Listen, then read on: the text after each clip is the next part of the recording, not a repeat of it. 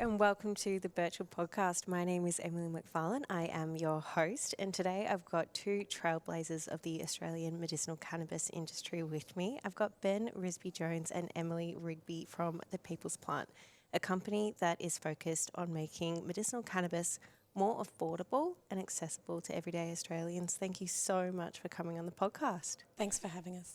Thank you, Emily, for having us. I really wanted to start with why this is such a crucial part of the industry. Why are you focusing on accessibility and affordability, and what are the barriers to entry for people who really need it? The barriers of entry that we've heard time and time again is people struggle to afford their medication. It's an ongoing expense, it's a weekly expense. So it's something that needs to be integrated into the cost of living for a lot of people. And it's just a struggle. So what we're trying to do, we're addressing that, and we're able to do that in a way that meets their needs. So it's not about discounting products, it's actually about setting up the whole business model on a different parameter where the cost of production is much lower and refining all the different steps through the process so that we can actually deliver a high quality product, but at a much less expense for the end consumer. It's who we're actually really genuinely wanting to help. Can you give me an example of how much a product might cost to a patient? Yeah, so on average, say 10 grams is between $100 and $150. What we're wanting to do, we will probably have larger volumes because the packaging process is actually the expensive part for us. The cost of production is very streamlined. We're able to produce a product, I'd like to say at least 20% of the cost of most producers. Will be able to produce it at 80% less. So that's our part, the cultivation part. Then there's the packaging and the distribution and the pharmacy dispensing costs on top of that, which we have no control over. But at least we'll be able to stage the beginning of the medicine, the cost of the medicine, at a much lower price point. Yeah. And how does the People's Plant approach this from a business perspective? How are you ensuring that you're able to keep up with demand, you're able to keep costs low, you're able to ensure that, you know, you've got a steady supply chain that you can actually, you know, continue to make a product that is going to be, you know, at a quality that and a consistency that people can rely on? That's actually a really good point.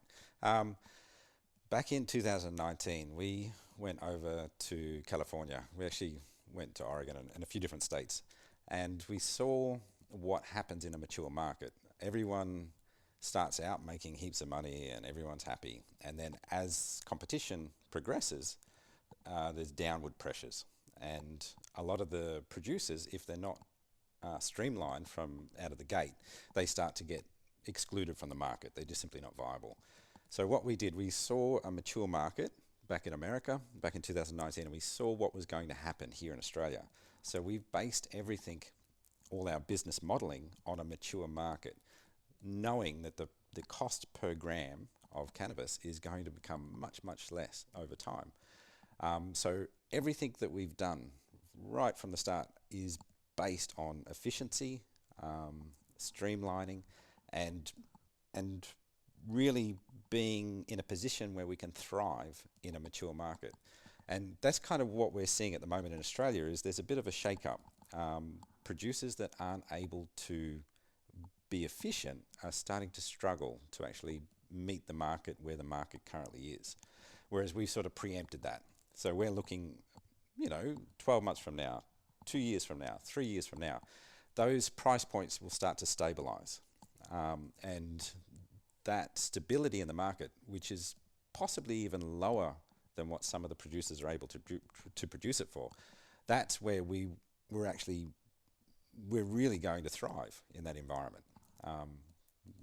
That's kind of the modelling that we've done. And probably to add to that, Emily, we've got the option to grow under various different cultivation methodologies, which includes also being able to grow outdoors in a perpetual outdoor hybrid model, which means we can grow outdoor year-round, which really helps us streamline and significantly reduce the input costs that go into producing medicinal cannabis. And, and one of the positives, which, really aligns with the ethos of the People's Plant, is it makes us more environmentally responsible while we're also being socially conscious as well when it comes to really serving the patients. And they're the ones, that this is really about. 100%. So there's still a lot of regulatory hurdles that people have to jump through to be able to access medicinal cannabis in Australia versus in other environments such as the US. How are the People's Plant addressing those, beyond just the business scope?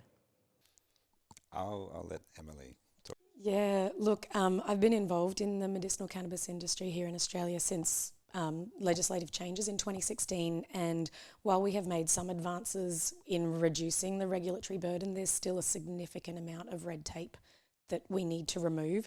So the People's Plant is licensed by the ODC for our facility. However, it still is a significant barrier for people entering the market who want to grow cannabis in Australia. And so we are hoping to see a lot more Australian grown cannabis. But to do this, we need people, all stakeholders involved in the industry, to help lobby the government. So I work as part of the Australian Medicinal Cannabis Association. I sit on the board of directors, and we are constantly working with the Office of Drug Control, with the Therapeutic Goods Administration, in order to streamline the processes for the industry, but also for patients and doctors. Great. And how do you see telehealth and other digital platforms improving access for people in potentially remote areas or who might struggle to see an actual medical professional in person? Yeah, the telehealth, I think we've got COVID to thank actually for the boom and the public and professional acceptance for telehealth services, because in the early days it was actually really difficult for patients to find a doctor who was educated and confident in prescribing cannabis. And so the fact that we've seen this boom in telehealth does mean that patients, no matter how remote they are, can get access to a doctor or a nurse practitioner that is, well educated in prescribing medicinal cannabis. So we've just seen an exponential increase in the number of patients getting access. And it's great because it does mean that people who do live in remote areas are able to find the professional help that they need without actually even leaving the comfort of their home. I'm sure you would have seen firsthand a lot of patients, who've struggled to actually get their hands on the medicine that they need. Do you have any examples of people that you know that have struggled with this, that have inspired you to push forward in this space? Oh gosh, look, I would probably say, looking at some of the history, I think we have Lucy Haslam and her son Dan Haslam, to really thank for all of their hard work that they did. Unfortunately, Dan is no longer with us, but he and his family were accessing medicinal cannabis before it was legalized because they were desperate, and they ended up there as a last resort, and they could not believe just how much it helped their son. And so there was a patient who couldn't get access. I know of multiple patients that have issues with their supply or with their affordability. And then, there's a lot of children that suffer as well from epilepsy and seizures, and it just breaks your heart. And it is some of these cases in the early days and prior to legalisation, and not just in Australia, but around the world, that have really, touched the hearts of our politicians, who are the people in charge of the regulations, that have helped us actually move cannabis from a Schedule 9 substance to a Schedule 8 medicine, which means that doctors can prescribe it. Ben, I know that you actually have quite a bit of personal experience of, why you've been particularly drawn to the medicinal cannabis space. Could you tell us a bit about your story? Yeah, sure. So my background is a naturopath or a medical herbalist. I've had, so part of studying as a medical herbalist, we learn about 300 or 400 different herbs, and medicinal cannabis is just simply not in the materia medica. The materia medica is the the culmination of medical herbs. Um, when when medical cannabis became legal back in 2016, it sort of really spurred an interest in me because it's such a profound herb. It has such a broad range of actions, and the therapeutics that come from medicinal cannabis. It's just insane that we're not utilising it as a resource. I was particularly interested in it. I had just finished a business that I was running, and I was looking for something new back in 2017, 18. I just finished a drug and alcohol rehabilitation centre. I was actually really quite burnt out from it. I had my own health challenge at the time that I've had to work through, and medicinal cannabis was actually an integral part of my own recovery process in my own personal journey. And for me, I saw it as a patient, coming from the patient side, and it's just straight up really expensive. Like, there's no confusion about that. If you're a patient and you need high doses, it's incredibly difficult to afford. And to me, that struck me as it's just not right. If you've got someone that's sick, you know that a particular medication should be affordable, but it's not, and they can't access that because they just simply can't keep paying the amount of money that it costs. To me, that's a bit of a crime against humanity. Like, particularly a herb, like a herb that grows in the garden. It should be accessible. It's insane that it's restricted access to it, to be honest, in my mind. That it's something that's so valuable, something that is so accessible, and it should be so accessible, that there's so much legislative restriction around it, and then it's pushed into a pharmaceutical type perspective, with all the regulatory gates that the pharmaceutical industry holds. It just makes it harder and harder and harder for people that actually need the medicine to access it. So we're doing our best. We have the ability to make it more affordable. We are doing our best at sort of trying to present an argument in a lobbying environment to help the regulatory framework start to become more accepting that medicinal cannabis is actually a very, very helpful medicine for a lot of people. So we're doing our best, but it's a journey. Like, from a patient perspective, I've seen the medicinal cannabis industry evolve, and I don't personally think it's evolved in maybe the best way for the patients. It's sort of been largely profit driven, and I think that can be changed. We as a population here in Australia have an opportunity now to address this. We have an opportunity to all get together and actually make a difference. That's what I'm wanting to present. Like right here, right now, I'm wanting to say to everyone, we can actually change the whole direction of the medicinal cannabis industry. The People's Plant cannot do it alone. It needs the support of the people, both as a CSF, but also as a reciprocation. We're able then to offer something back to everybody that is going to support them and help them in a very, very real way. So that's really the thrust of what we're trying to do here. Is we're trying to create something that's incredibly valuable and incredibly helpful to so many people, and actually make it accessible in a way that we're able to influence it, as well as, I guess, the next step after accessibility is then developing an understanding of how to use it properly and having a healthy relationship with that medicine. Because as with all things, it can also be abused. So there's a maturity that is required as we move out of this hard, restrictive environment where it's regulations are restricting access. As that starts to change and evolve, people will have the capacity to then start to access it and then abuse it, possibly, but then they need to develop a mature relationship with that plant. so that they're actually gaining the benefits from it without the detriment. Right. This might be a stupid question, but why is it so expensive? If I'm being honest, I think it's people just making money when they can make money. Right.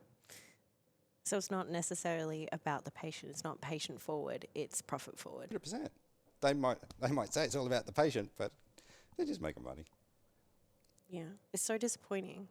And equally, there's a huge industry for illegal cannabis that's being sold in Australia. What's the statistics around that versus legally sold cannabis in Australia? It's a little bit hard to capture, but from my understanding, the current Australian medical cannabis market, is about 1/10 the size of the illicit market that's currently in existence in Australia. So as we evolve through time and that regulatory change starts to evolve further, that transition from that 90% of the people that are still not in the legal market will start to transition across.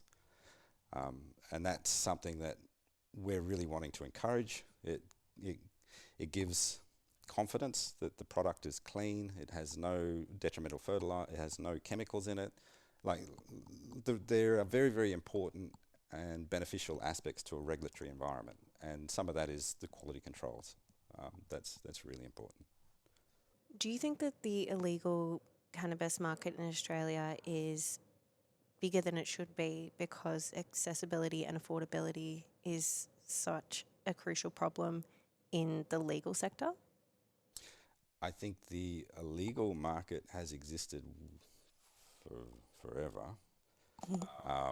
Like, that's just reality. So if we just call a spade, people want access. If they don't get access through a legal way, then they'll find access through another way. So it just needs to be brought into the light of day, to transparency. Just make it real. So people are going to access it one way or another, and that's kind of the biggest advocate for medicinal cannabis is medicinal cannabis and how much people want to access it. Like, Right. beyond anything anyone can say, people want it. And through all the hurdles that the regulatory environment have tried to put up and all the punishments that are implemented, people still access it. They still risk.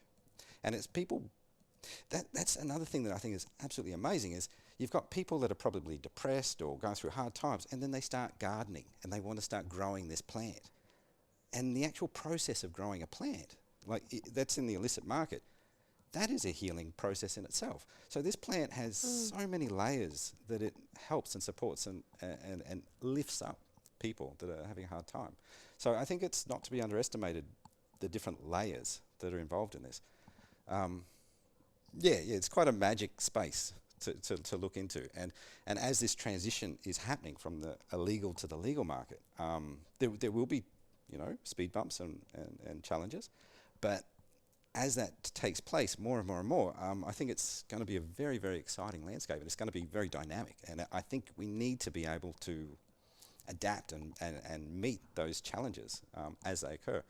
So part of our ethos as a business is having the capacity to pivot very quickly and very easily, and having many, many, many arrows in our quiver. Because as we've seen, prohibition doesn't work.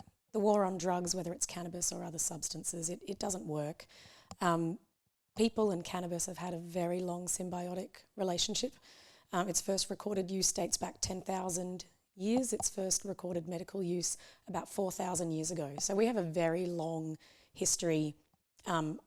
We've evolved with this plant, and despite prohibition, despite the war on drugs, cannabis has remained the most widely used illicit substance around the world, as Ben said, despite the risk of legal action, becoming a criminal. People have still chosen to use this plant, and so we really believe that we need to put this plant back in the hands of the people. We don't agree with how cannabis is currently scheduled, but we are very happy that it's being opened up more, and we want to be involved in helping to free this plant even more, not just in when it comes to the regulations, but also in affordability, because we have a history with this plant, and that's why people have continued to consume it. But we want to bring people into the legal market, because no one should be a criminal for their choice of medicine, or even for that matter, their choice of for recreation. Here in Australia, we can go to, one of the liquor store big chains and walk out with a trolley, or even 2 trolleys of booze, and apparently that's okay. But to think that someone might want to consume cannabis when they finish work on a Friday afternoon, and that is something that's not acceptable, just doesn't really sit right with me. So we're, first and foremost for patients, to make sure that patients are getting access, but it's really unnecessary regulatory burden surrounding this plant, and we want to help change that. You guys keep answering my questions before I go to ask them. Because I was going to say, why is there such a stigma around medicinal cannabis, around recreational use of cannabis versus having a drink? You can go to a bar and have a drink, and look, whilst it might be fun, we all know it's not medicine, is it? It's not good for you. But there have been potential benefits medically from cannabis. It's just interesting to look at it from that lens, that the government is so hell-bent on keeping it away from people who, in a lot of cases, actually need it, but they're happy to have alcohol in the hands of people who don't need it. I mean, can you actually, hand on heart, say that people need alcohol? No, yeah, it's probably an interesting little history lesson, which I'll try and keep really brief. But, to answer your question, a lot of it is because of misinformation and stigma that dates back to Prohibition. And it's really interesting to note that before Prohibition of cannabis was Prohibition of alcohol. So if you go back and have a look, to the listeners who are interested, look up Henry J. Anslinger in the US. I have read about him. It's very interesting. And it's, it's actually quite racist, and it's based not on fact, yet somehow, the rest of the world followed suit in prohibiting cannabis use. And it's actually heartbreaking, particularly as a medicine, because we'd be 70 or 80 years more advanced in cannabis as a medicine had we not had prohibition. But again, we live very stressful lives. Why is it a crime if cannabis actually helps you relax and makes you feel good at the end of the day, as opposed to going to the pub and having a beer, and when that helps? So we do live very busy, stressful lives, and we do need different, to be able to reach for different things, whether it's a beer or a glass of wine or a joint or exercise or a walk on the beach. We all have different ways of unwinding and dealing with the stresses in our lives. And I really think, cannabis has unfortunately been really demonized, for a really long time, and we've removed a lot of the stigma, and we need to just keep educating, keep talking about it, keep normalizing cannabis as a plant, and bring it back into the hands of the people, bring it back into our gardens, have it part of health and wellness as well as medicine. But we agree here at the People's Plant, we're not against cannabis being used recreationally either. Yeah. Great. Oh no, you go, Ben, you go. Yeah. Alcohol is probably the easiest thing to correlate it with. And as Emily said, Emily on this side, it's from the People's Plant, you can go into a bottle shop and you can purchase a lethal dose. It's pretty easy. You only need probably 1 or 2 bottles of hard liquor, and it's probably enough to kill you. There is no lethal dose of cannabis, other than maybe if you had such a large volume it squashed you. Like as far as safety goes, you look at alcohol and you look at domestic violence, you look at violence and aggression in general. You compare alcohol and cannabis. It's you take all that horrible aggression out of social environments. It's chalk and cheese. It's bizarre that alcohol is accepted and cannabis is demonized. I believe this will transition as we mature as a society. We start to realize the misleading information that we've been fed. We're able to start to see through some of that misleading information with maturity, and then we're able to actually develop a relationship with different substances with maturity. So I did used to run a drug and alcohol rehabilitation centre. You don't get people going there with cannabis misuse problems much. By the time they get to a rehabilitation centre, they're normally hitting rock bottom. So alcohol, you can hit rock bottom pretty quick. Meth, amphetamines, pharmaceutical drugs, we had a lot of different substance abuse. Cannabis was not one of them.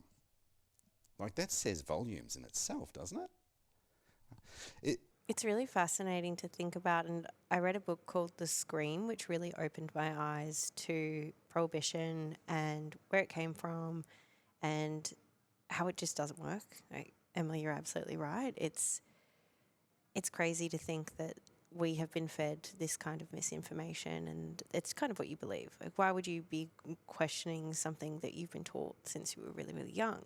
But there's a whole education piece around it now, and I think I've seen a lot of what you've done, Emily, in terms of advocating for medicinal cannabis in Australia and recreational cannabis. And I'd love to hear a bit from your perspective on the milestones that you've seen Australia actually hit over the years and where you foresee it going in the future.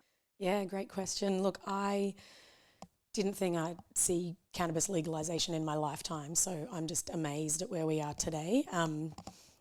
I will be honest, it has definitely at times been frustrating, but I think when we look back, it's actually quite incredible. So we saw legalisation for medical and research purposes in 2016. And in that time, I must say, when I first jumped, thought about jumping ship, I should say, from the industry that I was working in already, at the time, I really thought it was career suicide.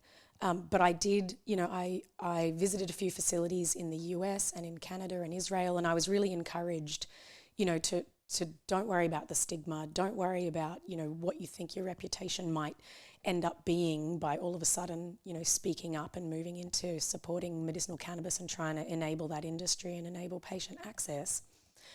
And I really found, to begin with, 9 times out of 10, if I told someone what I did, I had negative comments come back. This was in the early days, 2016, 2017.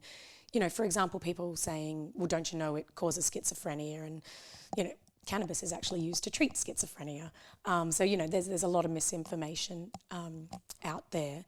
But I'd even have comments of people saying, oh, but, if we have access to medical cannabis, people will turn up to work stoned. And it's like, well, there's alcohol. Do you turn up to work drunk? No, we're responsible adults. We know how to, where things are appropriate and so forth. Now I would say 9 times out of 10 when I mention what I do, people will tell me that it's either themselves or a loved one that is on medicinal cannabis and is receiving fantastic results for their symptom management. And that's in the space of 8 years. I was afraid to tell people what I did, to now, like the good news stories that I just hear every day about people getting benefit from having access to this plant. We're now seeing, we've got data just showing the increase in public acceptance for cannabis as a medicine, but also just cannabis in general. We're seeing a lot of people go, oh, what I was raised on, all this misinformation, all this reefer madness, to the listeners who are aware of that. We're realising that we were fed a lot of incorrect information, and we've been removing the stigma. We've been educating people, from the grassroots all the way through to, our medical professionals and regulators who, again, it's not their fault. It's not what they were taught. We've all been subjected to, almost a century of misinformation, and it takes a long time to correct that. But we are seeing a huge swing in public acceptance, not just as a medicine, but even for recreational use. And I think people are just realising that the harms, as Ben mentioned before, the harms for alcohol and even cigarettes are a lot worse when we look at the harm to the user and the harm to the community. When we actually look at this, and there was a great study done in the UK by Professor David Nutt back in 2010, and cannabis is well below alcohol and tobacco when we look at the risk to the consumer and the risk to the community. So we've really had this around the wrong way, and we're slowly but surely seeing the tides turn, but it takes time in our legal system in order for us to do that. You've absolutely unlocked a core memory in my brain of when I was at school. I went to a Catholic private girls' school, and drug and education chats were rife, constant. we're constantly being told to say no to drugs, say no to alcohol. And I remember one particular learning that we got was if you smoke marijuana, you will get schizophrenia. I was terrified. I believed every word that they told me. I believed that if you took an ecstasy tablet, your muscles would overheat and you'd die. And I believed every single word. There was no question in my mind. And it's really interesting that this is what is fed to the younger generation, who are then going to go on after school and think that, this is going to kill you. This is going to completely mess with your brain psyche. This is it. And then they grow into adults who are, spreading misinformation, and they think alcohol's okay. I mean, we're at the point now where younger people are sober curious, which I think is a really interesting time. And we're seeing like a real big change in people's mindsets. Where do you think these kinds of conversations should start in terms of educating people around what the actual effects are of cannabis, whether it be medicinally or recreationally? Well, first and foremost, I mean, thanks for sharing your personal story, but fear doesn't work. And just say no, and the war on drugs doesn't work. Knowledge is power. To think 100%. to think back, to not talk about something or to say it's taboo doesn't help, because if a child then is curious, they have no one to talk to about that journey, and even as adults. I mean, I can tell you the conversations I have now with my mum about cannabis are very different to some of the conversations that we had as a teenager. And she, through education and through our conversations, she's one of my biggest fans, but she's also, is just in awe of how fantastic cannabis is as a medicine, and also, a little bit more lenient to cannabis use even recreationally, but it's not how it doesn't serve anyone when we just have misinformation or we don't talk about something. So I think the more we can have these conversations and normalise drug use, no matter what it is. Pharmaceuticals are being abused at the moment.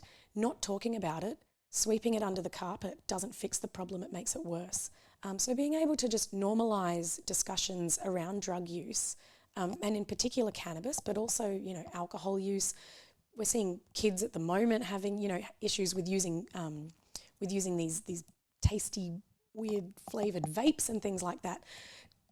Bringing in prohibition to not not sell them legally doesn't actually fix the problem. We need education. And so around cannabis, we need to just be normalising the conversation around cannabis use, whether it's medical or recreational, and actually teaching the correct education, right from the schooling system all the way through adulthood.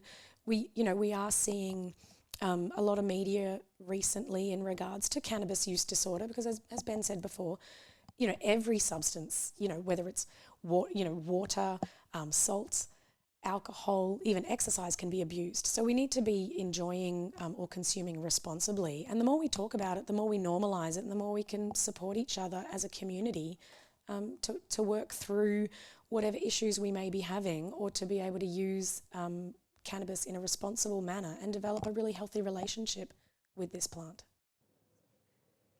Definitely. And it feels like the People's Plant are huge advocates for that, and, making sure there's a big education piece. What is the key point of difference for the People's Plant's agricultural model, and how you can be harvesting all year round? We started our journey as cultivators 5 years ago, and because it hadn't been done in southeast Queensland, large commercial scale, legally, you saw it a little bit in the news, illegally, but it hadn't been done before. So we really started on a baseline. We were planting seeds in the ground.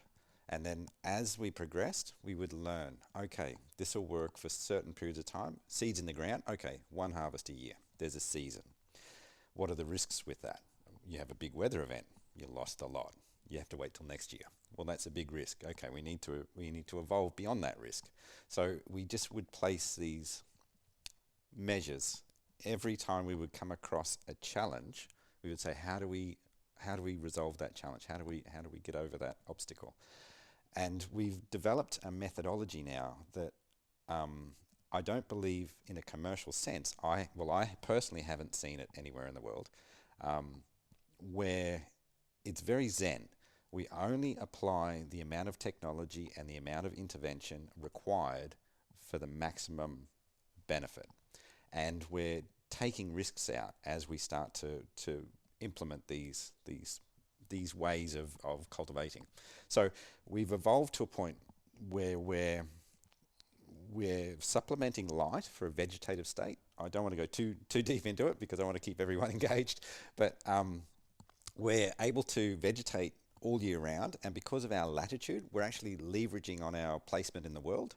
Because of our latitude, we're able to put it outside and it will go to flower. So we are implementing a little bit of technology with extending its light period, because cannabis is a photoperiod plant, so meaning that the amount of, or the lack of light that it has, like its sleeping period, dictates when it's in its different phases. It's either in its growing vegetative state, or it's in its sort of flowering reproductive stage.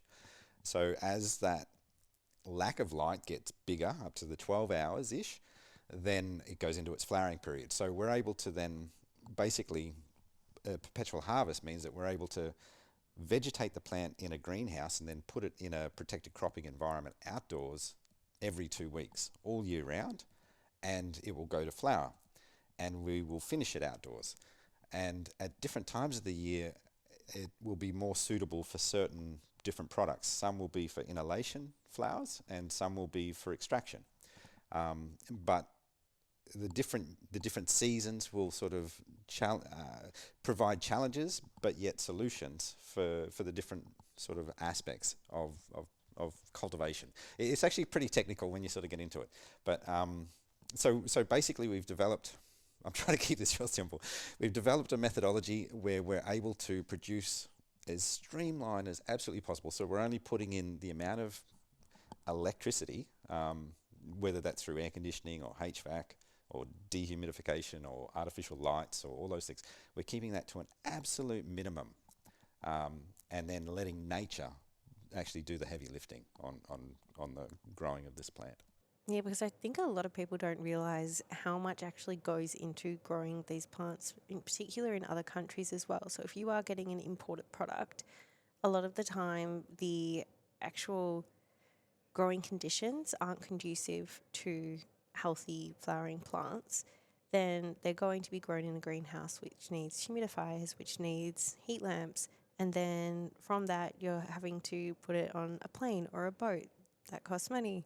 That's putting emissions into the planet. Like, there's a whole rife of issues of importing it into Australia versus homegrown products. Wouldn't you agree? 100%. Like, the vast majority of our products here in Australia at the moment are coming from Canada. I love people from Canada. I love Canada as a country, but in my mind, it just does not make sense to grow, a subtropical plant or a tropical plant in a very cold environment. So, it's in greenhouses or sometimes in completely indoors. So they're working against nature from the very beginning.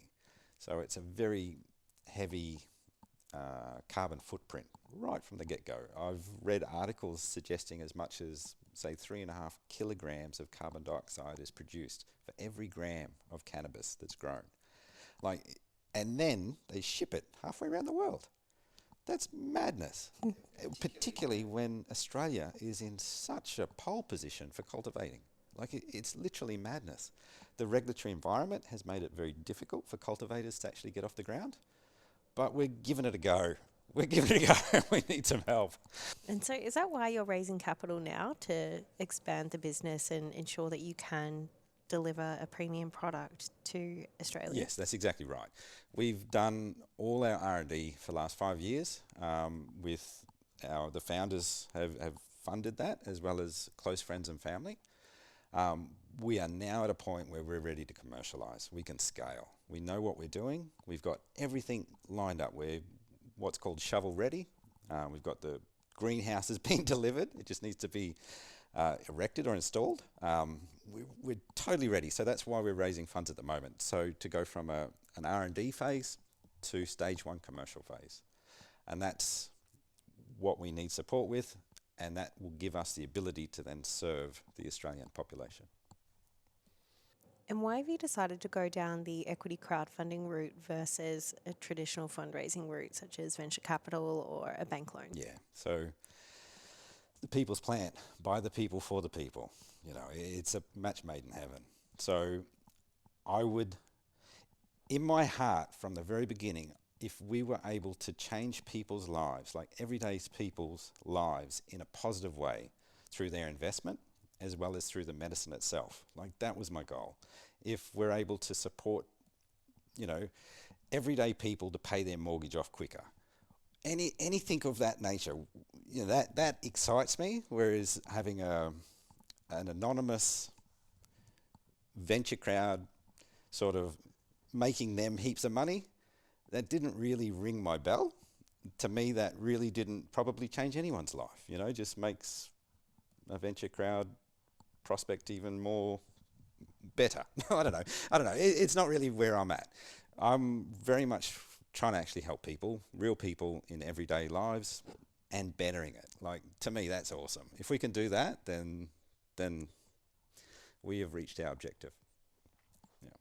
Yeah, I think speaking with your team and working with your team over the last few weeks, it's something that shines through every day that I speak to you, the passion, how much you want to do this for people, and it's not for profit. And I think that a lot of people will really be able to see that. And having new shareholders on board through equity crowdfunding, they're not just shareholders, they're ambassadors for your business. And they're the ones who are going to be hopefully shining a light on the cause that you are so passionate about.